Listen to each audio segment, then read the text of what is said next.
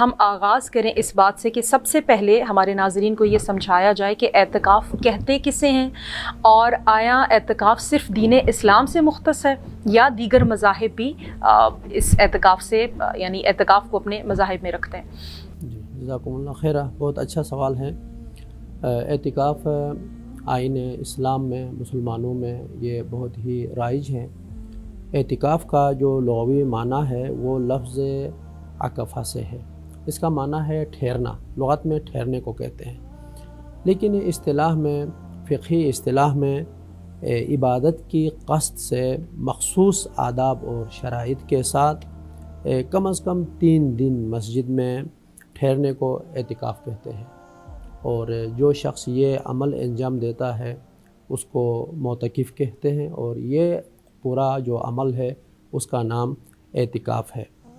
وقت کے اعتبار سے کہ اعتکاف کس وقت کیا جاتا ہے، کوئی خاص مہینہ ہے یا خاص ایام ہے، اس حوالے سے کوئی خاص معین وقت نہیں ہے کہ شرعی اعتبار سے کہے کہ سال کے فلان وقت اعتکاف کیا جائے، نہیں، بلکہ احادیث کے مطابق رسول پاک صلی اللہ علیہ وآلہ وسلم ماہ مبارک رمضان کے تیسرے عشرے میں اعتکاف کیا کرتے تھے، اور اسی وجہ سے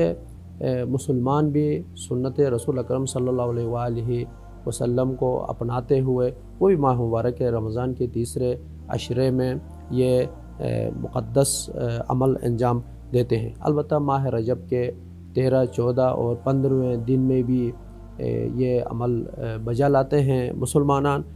لیکن اعتکاف جو ہے امامیہ کے نزدیک اس کی جو مدت ہے، یعنی یہ بھی ایک سوال ہو سکتا ہے کہ یہ اعتکاف کا یہ جو مقدس عمل ہے یہ کتنے دن پر مشتمل ہے، کم سے کم کتنے اور زیادہ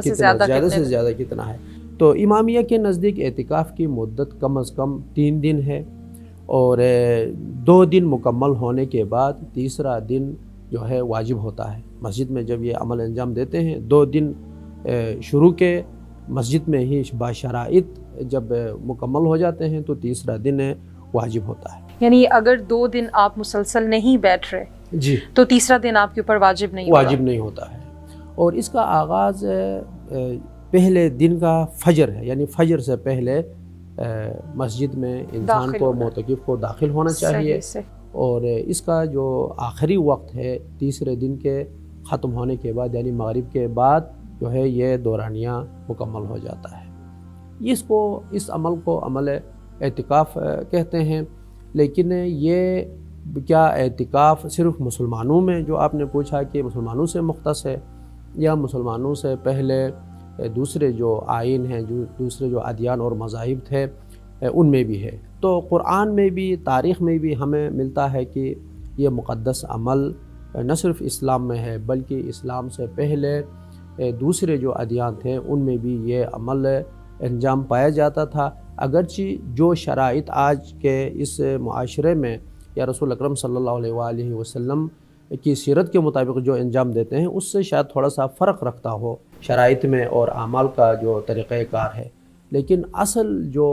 اعتکاف کا کام ہے وہ گزشتہ آئین میں بھی ہمیں نظر آتا ہے۔ قرآن مجید میں تقریباً 9 مقامات پر اعتکاف کا یہ لفظ استعمال ہوا ہے،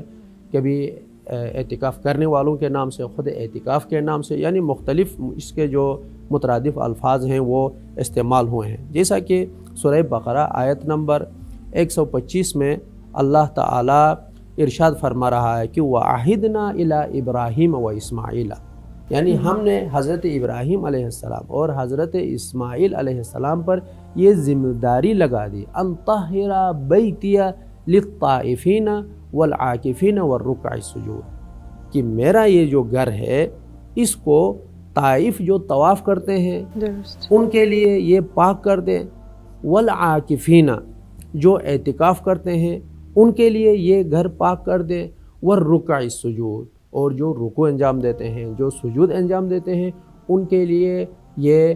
بیت مقدس کو پاک کر دے، پاک اور پاکیزہ اور طاہر بنا دے۔ اس سے یہ اندازہ ہوتا ہے کہ یہ عمل اعتکاف اتنا مقدس اور پیارا ہے کہ اللہ تعالیٰ خود اپنے انبیاء کو یہ ذمہ داری دیتا ہے کہ جو طواف کرتے ہیں،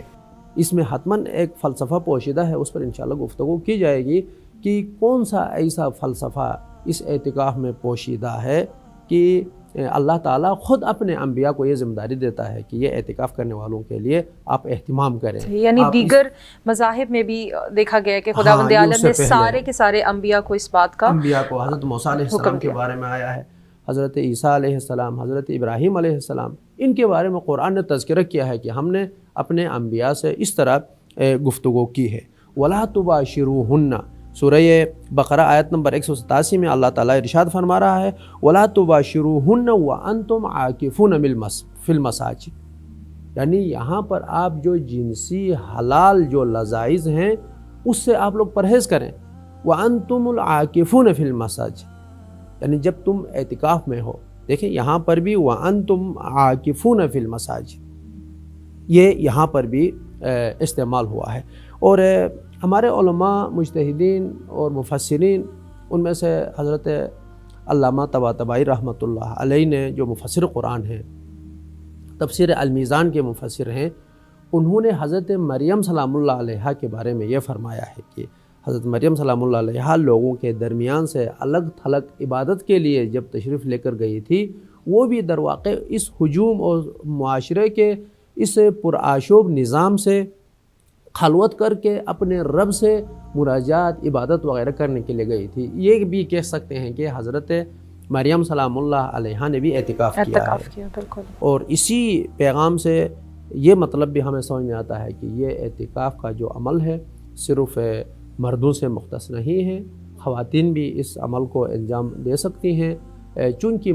مسجد میں اعتکاف کیا جاتا ہے تو ضروری یہی ہے کہ جو خواتین مسجد جا سکتی ہیں وہی پھر اس اعتکاف کا جو عمل ہے وہ بھی انجام